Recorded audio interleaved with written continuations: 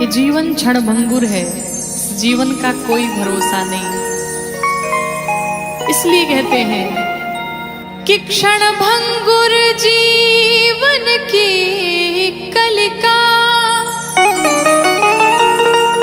कल प्रात को जान खिले ना खिले।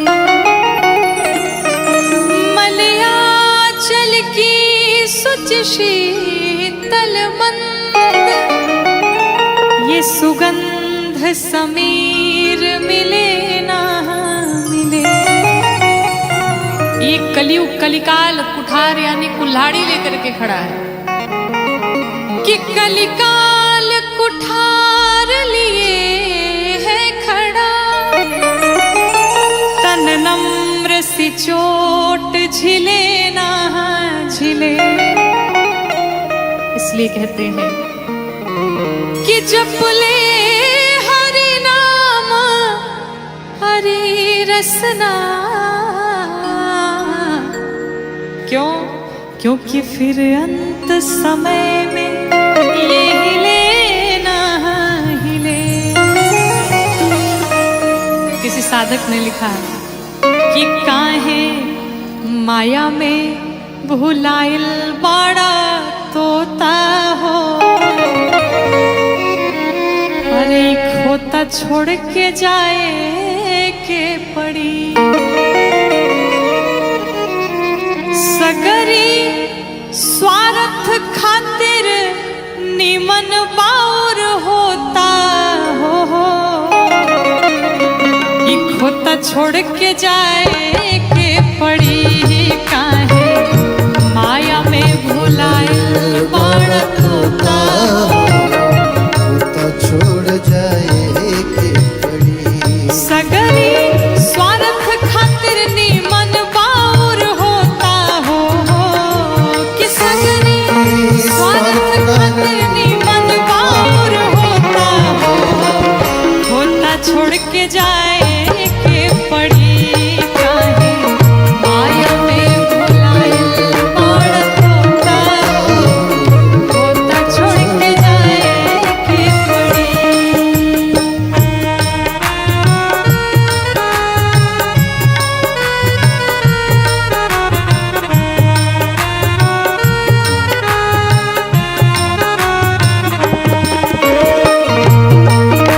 राघवेंद्र सरकार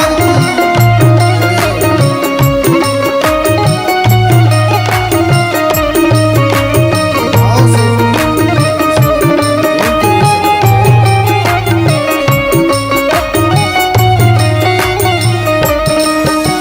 चाहे आप जितना भी धन कमा लीजिए, साधक कहता है लाख करोड़ धन तू कमैबा। लाख करोड़ धन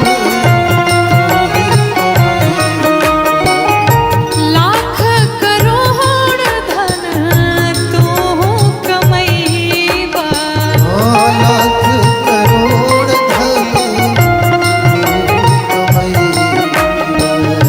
खाला खियाला ना त काले के जइबा। खाला खियाला हाँ खाला खियाला ना त काले के जइबा। खाला खियाला जो कुछ भी है दान करिए, भोग करिए, अन्यथा यहाँ पर सब धरा का धरा ही रह जाएगा। और अंत समय में कितनी सुंदर बात कही साधक ने, क्या कि ताहर छीन ली है पहिरल लंगोटा हो। ताहर छीन ली है पहिरल लंगोटा हो। होता छोड़ के जाए के पड़ी। ताहर छीन ली है पहिरल लंगोटा हो। होता छोड़ के जाए के पड़ी।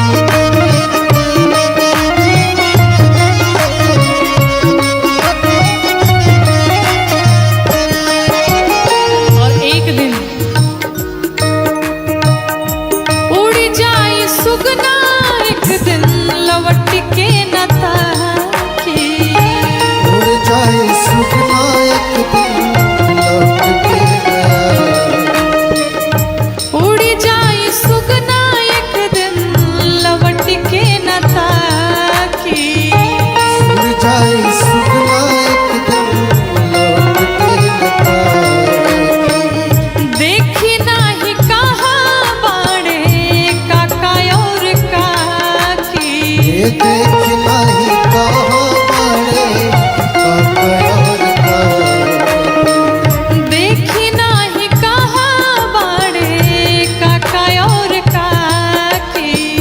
देख नहीं कहाँ बड़े काका और काकी। और चाहे कोई भी हो, राजा रंग होखे चाहे हर जोता हो, कि राजा रंग होखे चाहे हर जोता हो, होता छोड़ के जाए के पड़ी। राजा रंग होखे चाहे हर जोता हो, होता छोड़ के जाए के पड़ी। काहे माया में भुलाए बड़ तोता हो, होता छोड़ के जाए के पड़ी।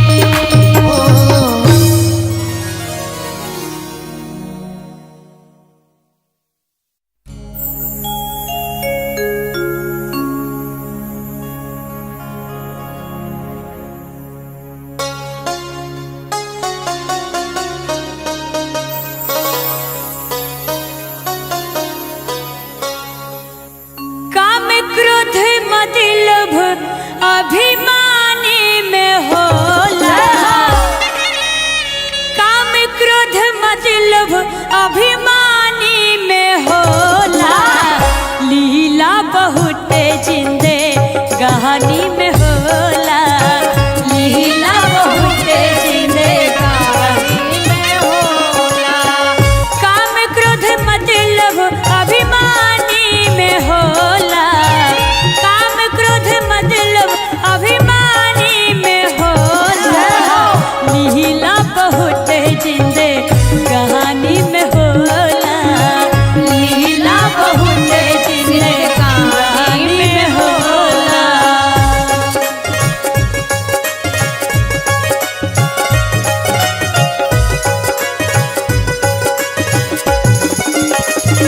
जय हो।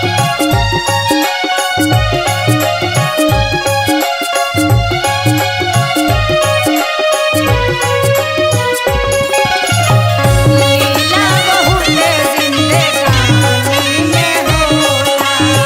लीला बहुत जिंदे कहानी में होला। अहिया मिराज जहिया धोकिल जई है। पाप धर्म के तोहरा लेखा लगई है।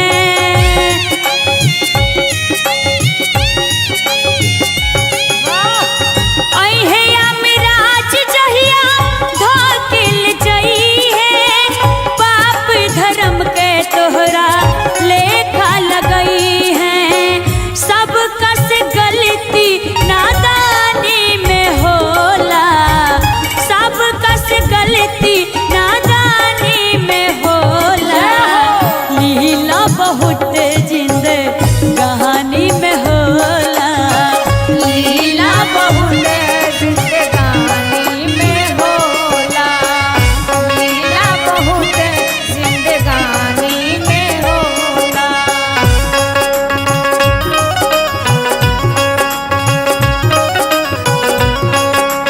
जय हो।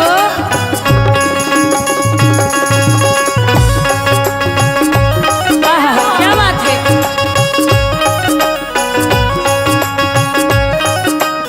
हरि बोल। जिंदे कहानी में होला। लीला बहुत जिंदे कहानी में होला। देखी कहल बा 4 दिन के चांदनी बा फिर अंधेरी रात।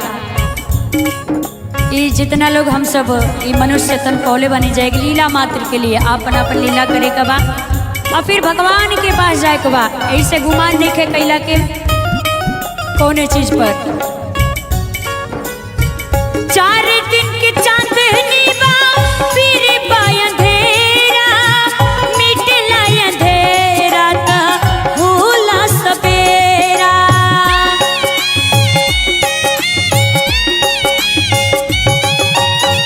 4 दिन की चांदनी बा फिर बा अंधेरा। मिटला अंधेरा ता होला सवेरा।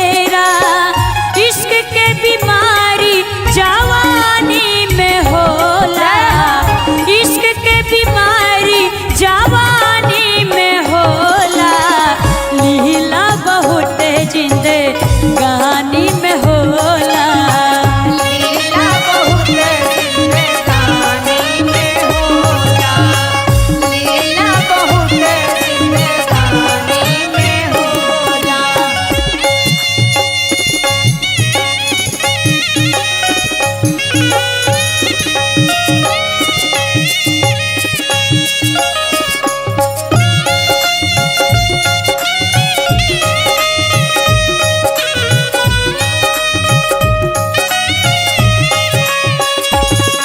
लीला बहुत जिंदगानी में होला।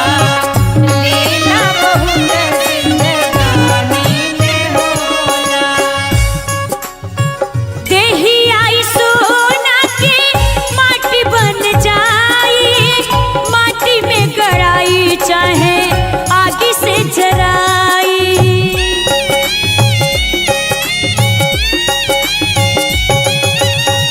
देही आई सोना के माटी बन जाई।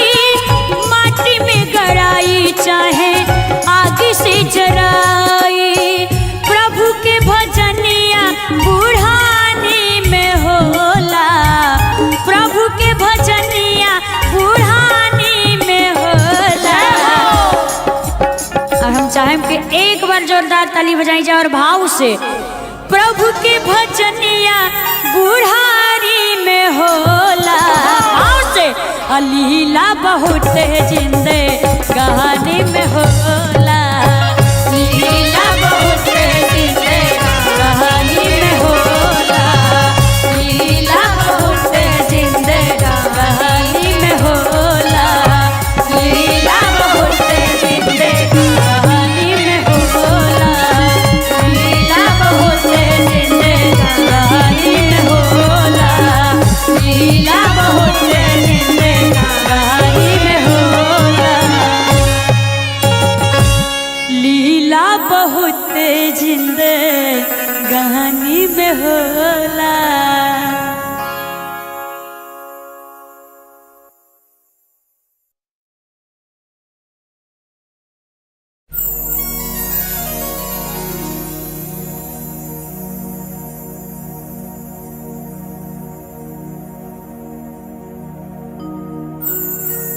बैठल अरे रोवेली गुजरिया हो। बैठल रोवेली गुजरिया हो। आई चुनरिया में दाग लागल। बैठल रोवेली गुजरिया हो। चुनरिया में दाग लागल। कैसे जाई पिया के नगरिया हो।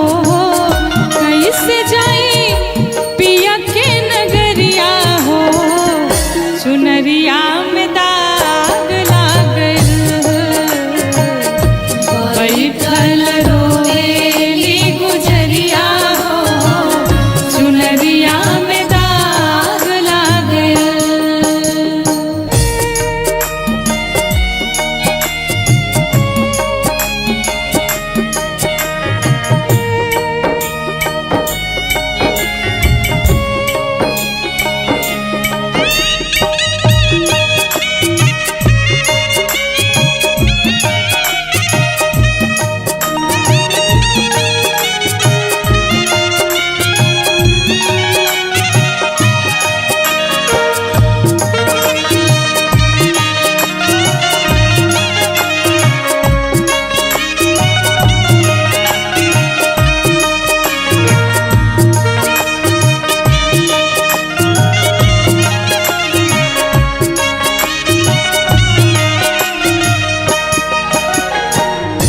जब जीव को ये भान होता है, पूरा जीवन जब बीत जाता है और जाने का जब समय आता है तो व्यक्ति को पता चलता है हमने अपने जीवन में कुछ नहीं कमाया, लेकिन अब पछताने का फायदा क्या है।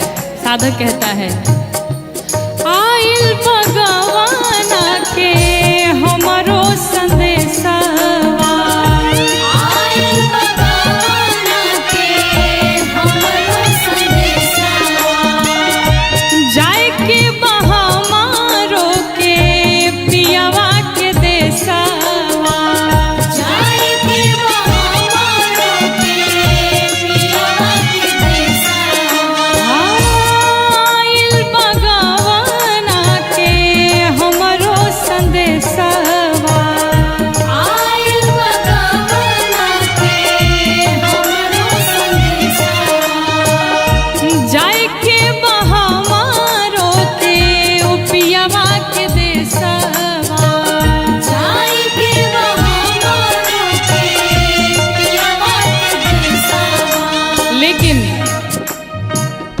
कांच बाटे हो, कांच बाटे हमरो मिरिया हो, चुनरिया में दाग लागल। कांच बाटे हमारो मिरिया हो, चुनरिया में दाग लग गइल।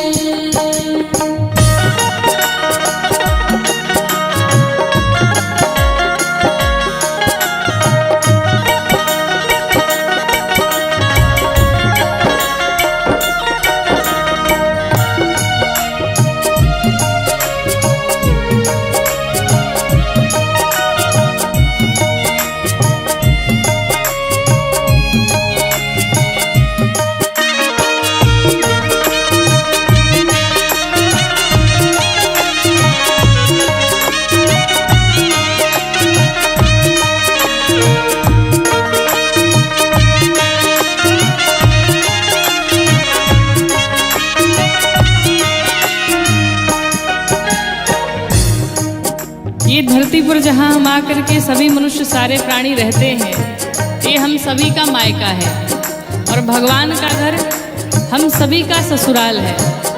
आप एक बार विचार करिए, कोई भी कन्या अपने मायके में जब आती है तो कितने दिनों तक मायके में रह सकती है? थोड़े दिनों तक। लेकिन इस मायके में आकर के हमने आपने मिलकर के 4 प्रकार के मित्र बनाए। कौन कौन से? काम, क्रोध, लोभ, मोह, ये 4 प्रकार के हमारे मित्र हैं और दिन रात हम इसी के सानिध्य में रहे, इन्हीं से हमने प्रेम किया। साधक कहता है,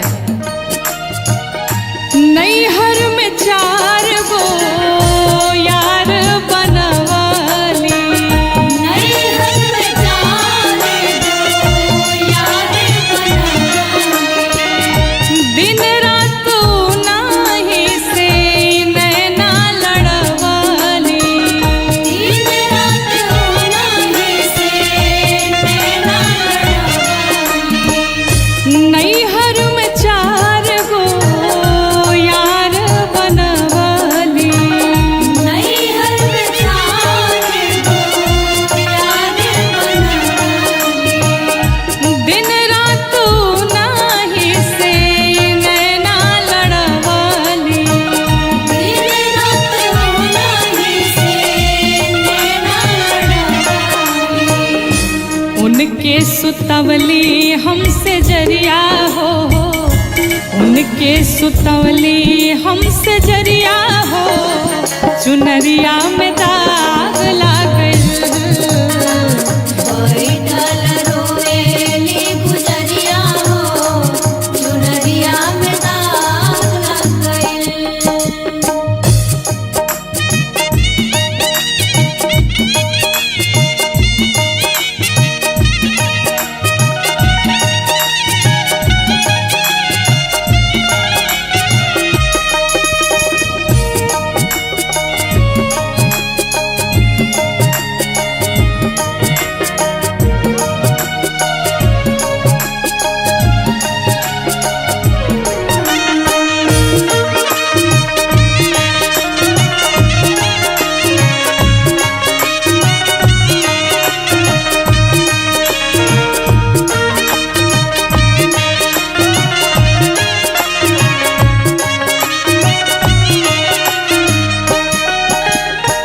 जब जीव माँ के गर्भ में होता है और उसे बाहर निकलने का जब समय होता है, जितना दुख जीव को माँ के गर्भ में होता है, संसार में उतना दुख कभी नहीं मिलता है।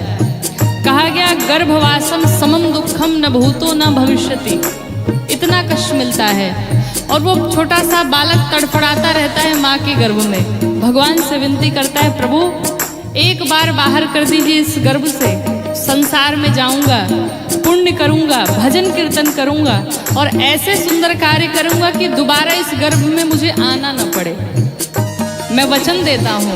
भगवान से ये वादा करता है, लेकिन जीव जैसे ही गर्भ से बाहर आता है, भगवान की सारी बातें भूल जाता है और संसार के विषयों में लिपट जाता है। साधक कहता है, साच बात पिया वाके हम भूल गईली, साच बात पिया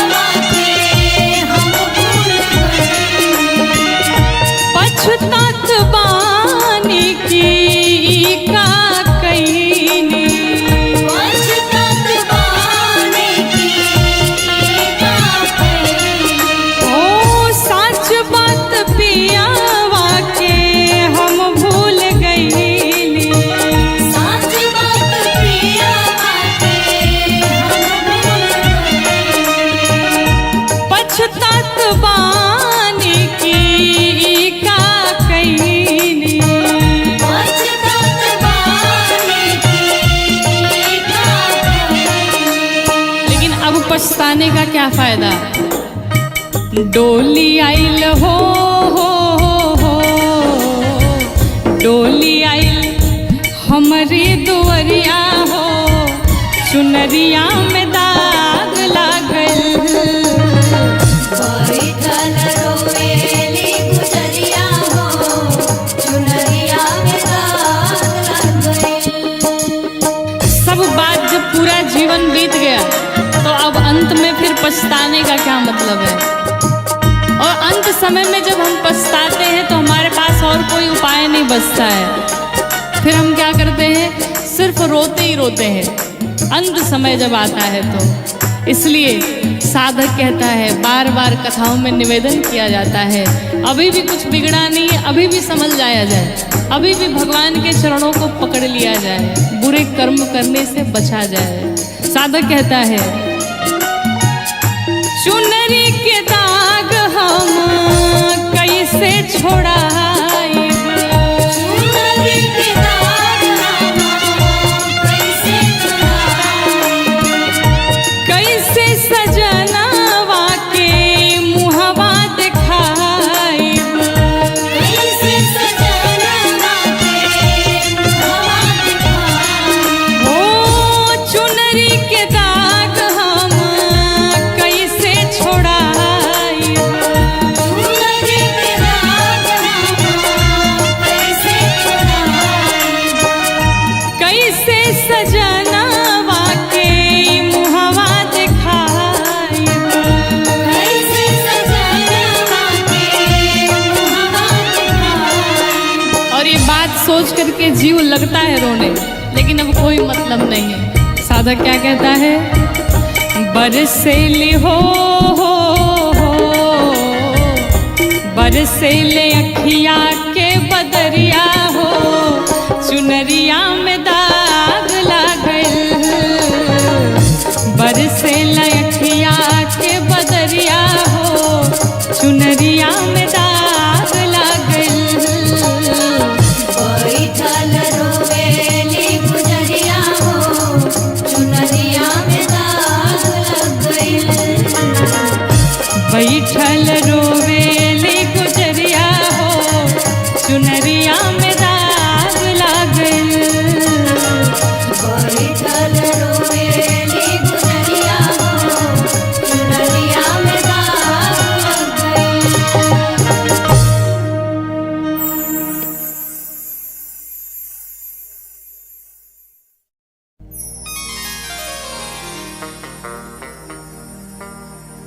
कि तोहर देहिया हो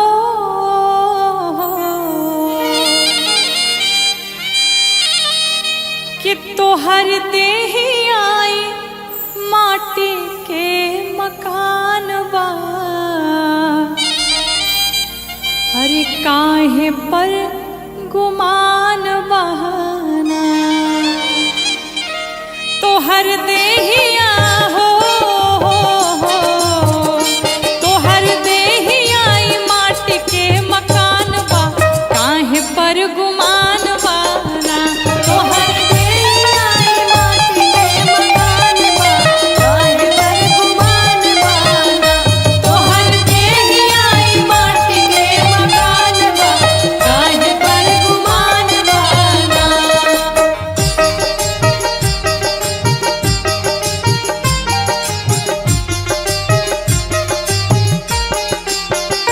तोहर देहिया माटी के मकान बा, काहे पर गुमान बाना। तोहर देहिया माटी के मकान बा, काहे पर गुमान बाना।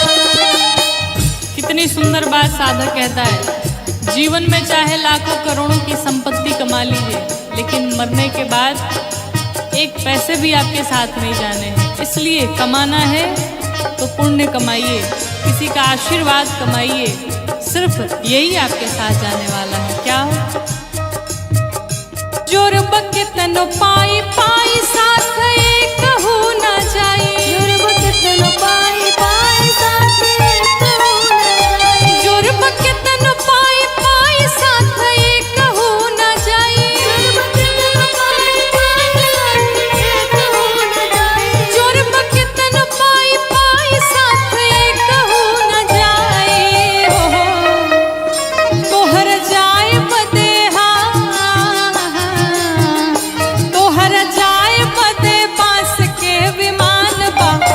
काहे पर गुमान बाना।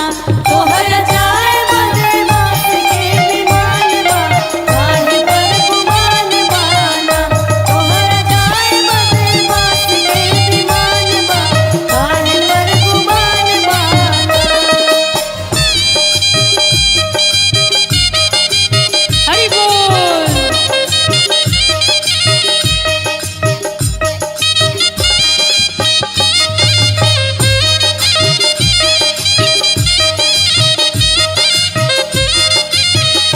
तोहर देहिया पे माटी के गुमान बा, काहे पर गुमान बाना। तोहर देहिया पे माटी के मकान बा, काहे पर गुमान बाना। हमारा सनातन धर्म में क्या सिखाता है?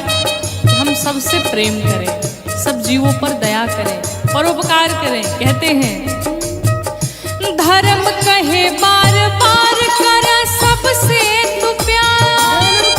बार बार कर सबसे तू प्यार। धर्म कहे बार बार कर सबसे तू प्यार।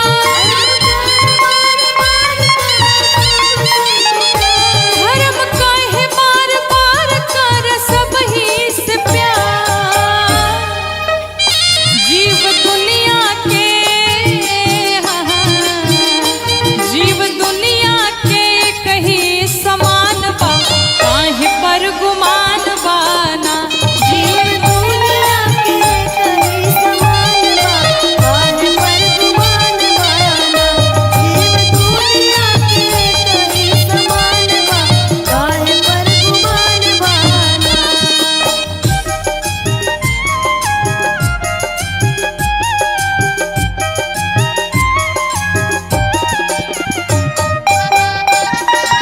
माटी के समान बा, काहे पर गुमान बाना। तोहर देहिया पे माटी के समान बा, काहे पर गुमान बाना। इस संसार में कोई बड़ा छोटा नहीं होता, भगवान के सामने सब एक समान होते हैं। कहते हैं कोई बड़ा नाही छोट नाही बाकी हूँ मैं खो। कोई बड़ा नाही छोट नाही बाकी हूँ मैं खो। कोई बड़ा नाही छोट नाही बाकी हूँ मैं खो।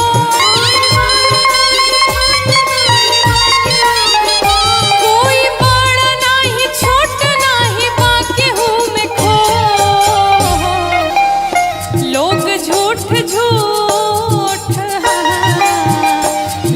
झूठ झूठ हिंदू मुसलमान बा, काहे पर गुमान बाना। लोग झूठ झूठ हिंदू मुसलमान बा, काहे पर गुमान बाना। तोहर देहिया पे माटी के मकान बा, काहे पर गुमान बाना। तोहर देहिया पे माटी के मकान बा, काहे पर गुमान बाना। तोहर देहिया पे माटी के मकान बा, काहे पर गुमान बाना।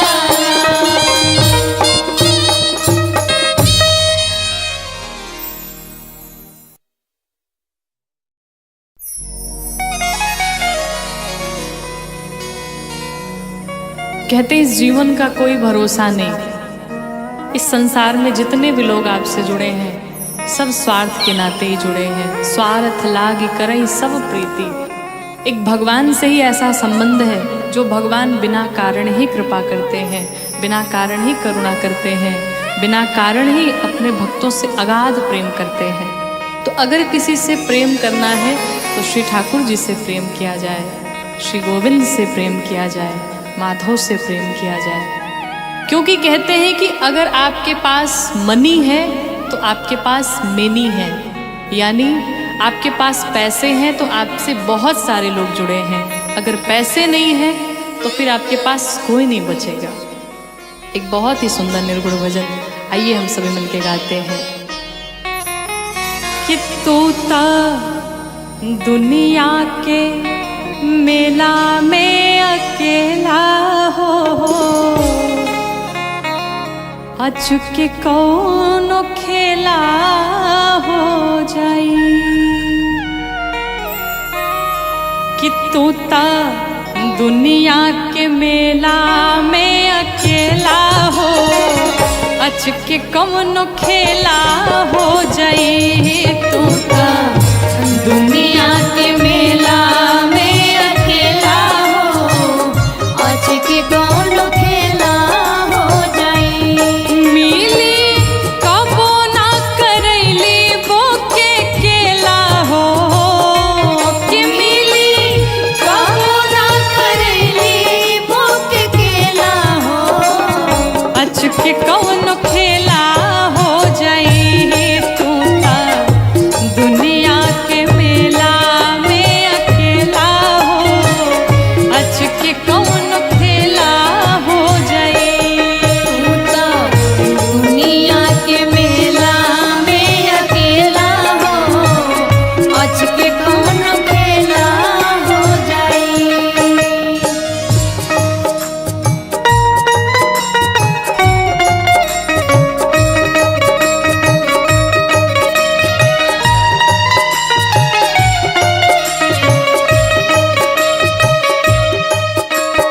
दुनिया के मेला में अकेला हो। आज के कौन खेला हो जाई तू तो दुनिया के मेला में अकेला हो। आज के कौन खेला हो जाई जान की जीवन नाथ दश शीश हंता दस शीश हंता दस शीश हंता ऊहे एकमात्र हवे जग के नियंता। जग के नियंता जग के नियंता जान की जीवन नाथ दश शीस हंता ऊहे एकमात्र हवे जग के नियंता। ओही जगत गुरु के बान चेला हो कि ओही जगत गुरु के बन चेला हो। अच के कौनो खेला हो जाई ओही जगत गुरु के बन चेला हो। अच के कौनो खेला हो जाई तू तो दुनिया के मेला में अकेला हो। आज के कौन खेला हो जाई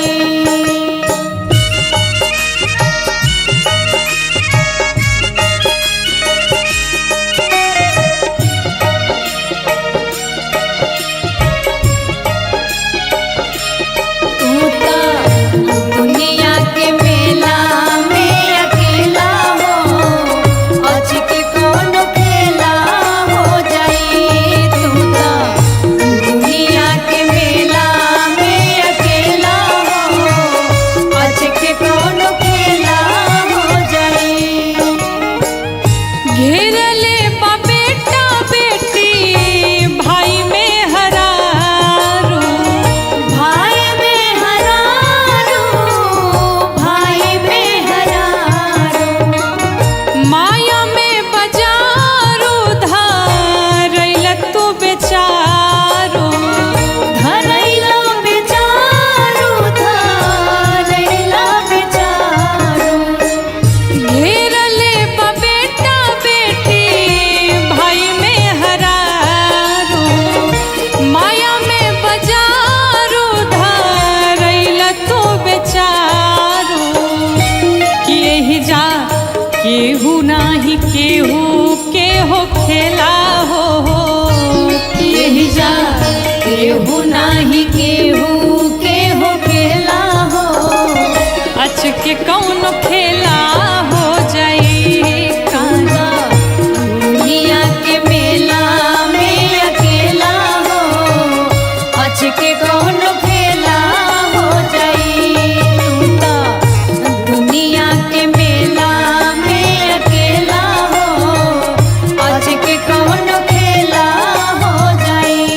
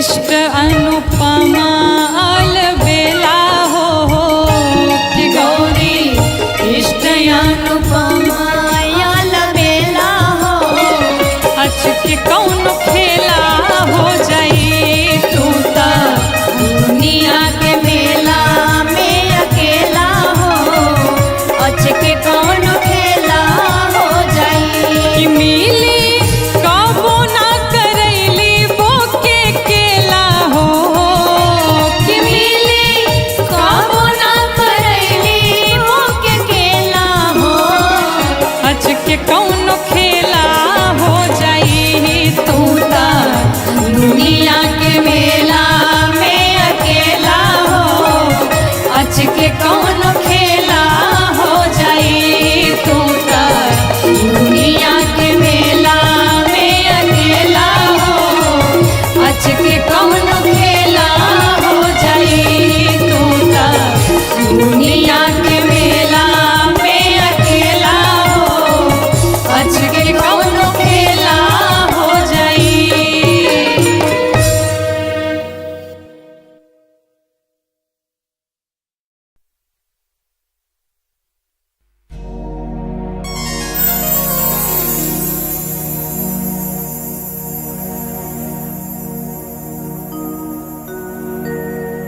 के तोहरा संग जाई भवरवा हर के तोहरा संग जाई के तोहरा संग जाई भवरवा के तोहरा संग जाई